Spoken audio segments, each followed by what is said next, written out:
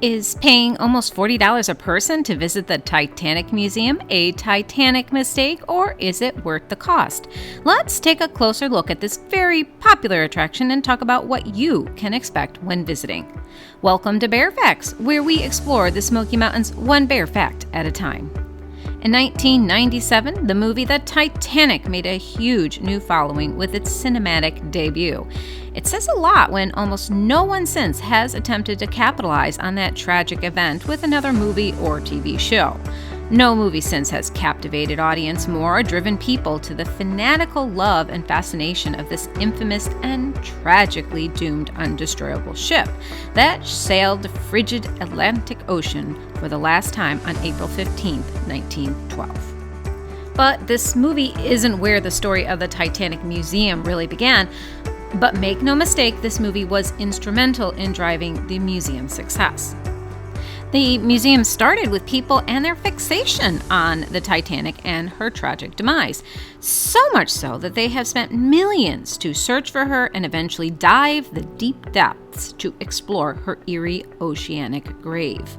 Worse is the fact that over 100 years since her death, people are still losing their lives trying to get closer to the remains of this steel graveyard. The Titanic in Pigeon Forge is the second of its kind. The first Titanic Museum opened in Branson, Missouri in 2006. Not long after, scientists gained the financial and scientific resources to finally get real images and photographs of the famous ship. With the help of National Geographic and the Titanic movie, the interest continued to skyrocket. People just couldn't get enough.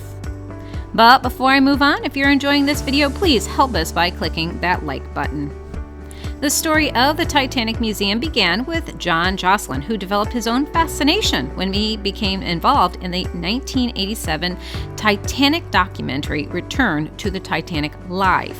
Before he became the owner of this famous museum, he was involved in the movie and television industry, was a network executive at regional NBC and CBS stations before forming Westgate Entertainment Corp. and many other successful entertainment venues.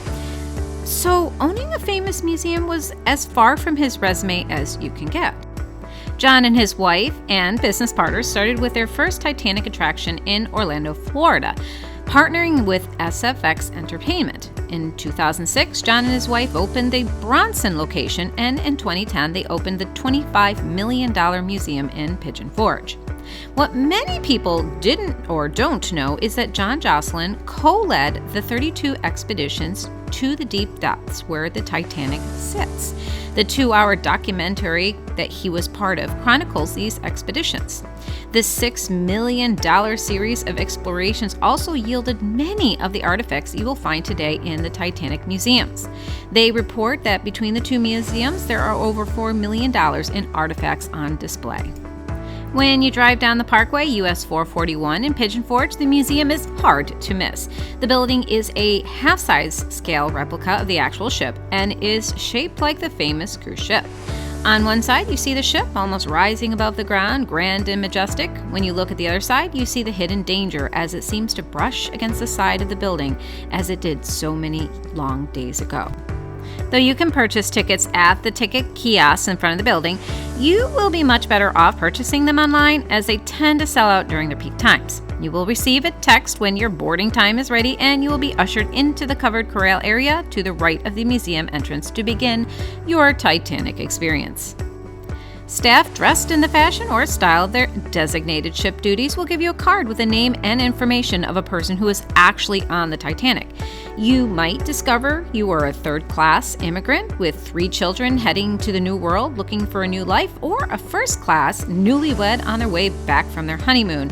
What the card won't say is if you survived.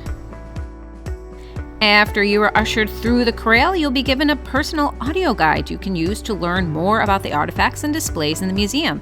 It isn't until you're welcomed into the museum foyer and the ship hostess tells you the rules of the museum that your admission ticket is actually scanned.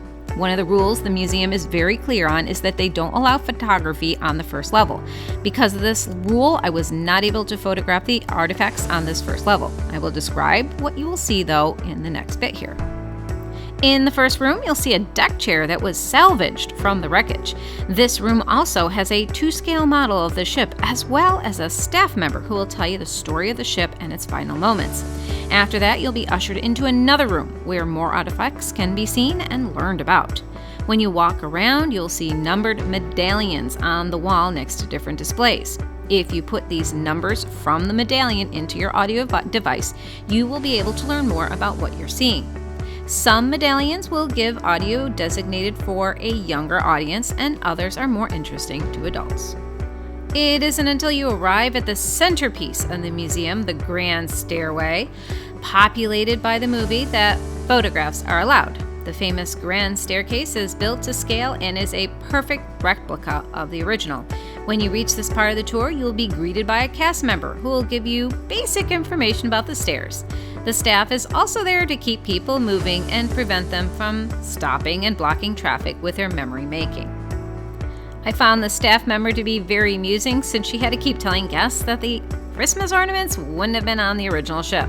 I'm sure that more than a few obnoxious guests kept joking about them, and the staff member just added to her spiel to keep the jokes at bay. There is an elevator at this level as well, so guests with mobility issues can get to the next level. As you walk up the stairs, all you can think of is the immense work that went into the ship that had such a short life. All the original woodwork would have been handcrafted, carved, and set in place. The glass ceiling would have been created by expert glassmakers and fitted with only the highest quality material.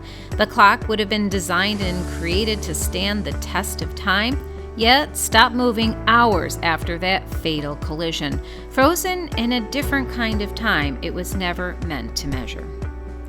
Once you move past the Grand Staircase, you'll get a chance to see how the first class lived on the ship. The space shows the room that John Jacob and his new wife, Madeline, shared. Their high-profile life is documented in photographs on the wall and artifacts that the couple would have had in their room. The purpose is to demonstrate the luxuries that the couple enjoyed and to demonstrate the contrast of the space that the lower-class citizens have had. There are examples of the lower class rooms, but photography wasn't allowed here, so I didn't have any to share. And though their quarters were much smaller, it was said that many of these third-class passengers were treated better on this ship than in their own lives. They were not only fed better, but given a bed and clean living space, a way of life that many of these poor souls had been denied from their home country. One of my favorite displays is the Hallway of Mirrors. This space is created to give the guests the impression they're standing in the hallway of the ship. The mirrors reflect into infinity, making you feel you're in a space much, much bigger than you really are. It's a fun photo op. After the Hallway of Mirrors, you will then arrive in the piano room. Here you'll see a full-size grand piano and a live piano performer. There are reminders of the brave musicians who stayed and played until the ship sank into the cold, barren depths, where their music was literally drowned out, succumbing to the ocean's cold embrace. After the piano room, you're brought to an imitation of the captain's deck. It simulates the feeling of the visuals of what the deckhand would have been able to see on that fateful night. The dim lighting from the deck prevents the staff from seeing the iceberg in the murky waters. There are other props such as a wheel, the engine throttle, and microphones against the walls. When you go inside the next room, you'll be standing on the deck, which you can vaguely see from the captain's deck. This room is dark and cold, kept at the temperature it was reported the night of the ship sank. Here you can also dip your hands into water that simulates the cold that the passengers were thrust into as they were spilled from the deck. The next room is more interactive. There are platforms that allow you to experience the angle the ship sank at and how it would feel to be standing at it as it was pulled down. There is a 2-scale lifeboat with passenger information and other stations that kids and adults can have a more hands-on experience with. After you leave this room, you're herded through a small theater room and moved to another area that has more passenger information. At the time of the visit, they were featuring Jewish passengers. The museum is also seeking people who have ancestors who were on the ship, trying to keep the memory and connections real to people now and not let their memories die with the ship. There is homage paid to the deep water explorers who first began to document and rediscover the Titanic. I was a little disappointed that it was such a small part of the museum, as this documentary was the driving force behind the Titanic's reemergence into the public's eye. The next room is the one that gives everyone pause, as there is a list of the passengers organized by class or staff. Each list has those that survived and those who perished. For those who remember their boarding pass, this is where you learn if your person survived. One of the last things you'll see is the giant Lego Titanic replica. It's very impressive in scale and the details, and really neat to see. Of course, no attraction would be complete without a Titanic mug or Christmas ornament to take home. So, after you leave the museum, you'll enter the gift shop. There are lots of fun things to find here, even your own linking block set of Titanic that you can make yourself, though it's not from the Lego company, which makes the pricing more reasonable. Still not cheap, but more reasonable. So let's tally up the cost of the trip to this museum and consider if it's something that would be worth your time. First off, parking is free and access to the museum is easy. It's right off 441 and next to Hatfield and the McCoy Show. Since you can buy tickets online and ahead of time, you can plan ahead and not have to worry about lines or waiting. And the cost is up front and center, though you can add things to your experience, such as photos, signing up with a private tour, and souvenirs. There really isn't much more to factor in, which makes planning and budgeting much easier for your trip. But the tickets will set you back $35 at the gate and less if you book online, like $3 less.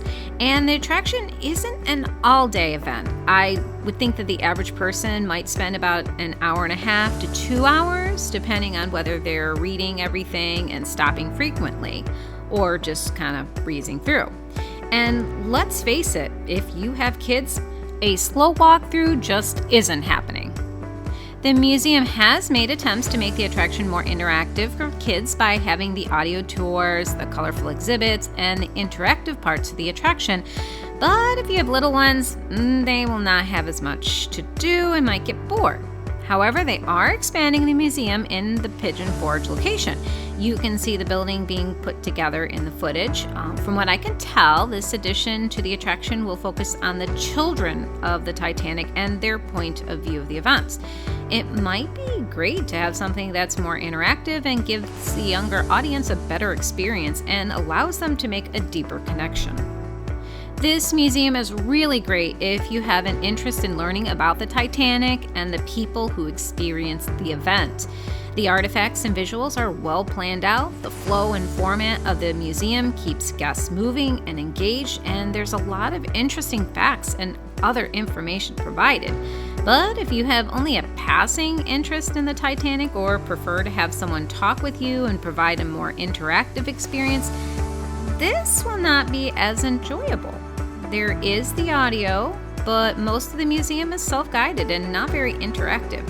And $35 is a steep price to pay for something you really don't care about. I personally enjoyed the experience and how it was laid out, but for me, it was a one-shot deal. The exhibit doesn't change much, so once you've gone once, you've basically seen it all. I hope you've enjoyed this video, and thank you again for watching us at Fairfax, the Smoky Mountains. Please help us out by clicking that like button and subscribing.